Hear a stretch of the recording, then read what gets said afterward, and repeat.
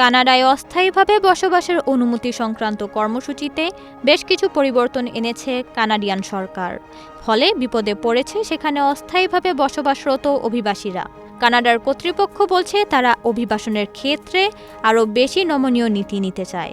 অর্থাৎ যখন শ্রমিক দরকার হবে শুধুমাত্র তখনই অভিবাসীদের আসার সুযোগ দেবে কানাডা। কানাডায় স্থায়ী হওয়ার একটি পথ ছিল শিক্ষার্থী হিসেবে এসে গ্র্যাজুয়েশনের পর কাজ খুঁজে নেওয়া। অন্য একটি পথ হলো চাকরি নিয়ে দেশটিতে আসা। এই দুই পথেই সবচেয়ে বেশি অভিবাসী কানাডায় এসেছেন এবং একটি নির্দিষ্ট সময়ের পর তারা স্থায়ীভাবে থাকার অনুমতি পেয়েছেন। আর সর্বশেষ পথ হলো আশ্রয় প্রার্থী হয়ে দেশটিতে থাকা।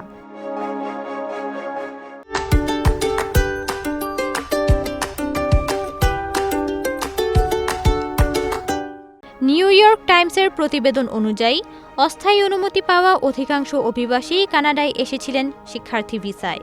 এ ভিসার আওতায় সেখানে কাজ খোঁজারও সুযোগ মেলে।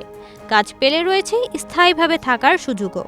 কানাডিয়ান সরকারের ইমিগ্রেশন ওয়েবসাইটে স্টাডি ওয়ার্ক স্টে বা পড়াশোনা কাজ বসবাস নামে এই অভিবাসন সুবিধা পরিচিত।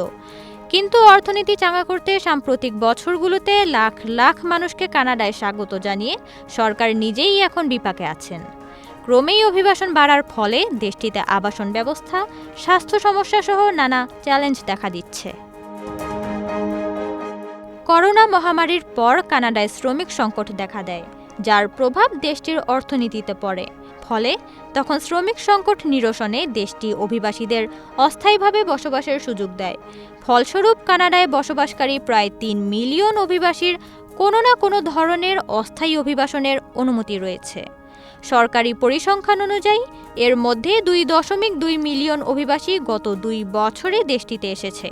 ২০২৪ সালে কানাডার মোট ৪১.৩ মিলিয়ন জনসংখ্যার প্রায় ৬.৮% অস্থায়ী অভিবাসন প্রাপ্ত, যা ২০২২ সালের তুলনায় ৩.৫% বেশি।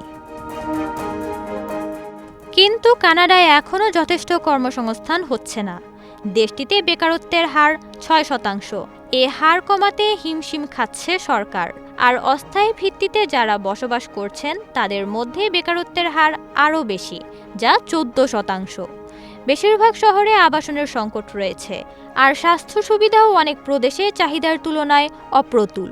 সমালোচকরা বলছেন অস্থায়ী ভিত্তিতে বসবাসকারীরা পরিস্থিতি আরও সংকটাপন্ন করে তুলছেন। অভিবাসনের প্রতি জনমত দিন দিন তেতো হচ্ছে। এর ফলাফল হিসেবে অভিবাসন মন্ত্রী মার্ক মিলার চলতি বছরের শুরুতে বেশ কিছু পদক্ষেপ গ্রহণ করেছেন। এর একটি হলো শিক্ষার্থী ভিসার সংখ্যা কমিয়ে আনা। আরেকটি পদক্ষেপ হলো একটি কোম্পানি সর্বোচ্চ কতজন অস্থায়ী বিদেশি শ্রমিক নিয়োগ করতে পারবে তা নির্ধারণ করে দেয়া। এসব পদক্ষেপের মূল লক্ষ্যই হলো অভিবাসীর সংখ্যা কমিয়ে আনা।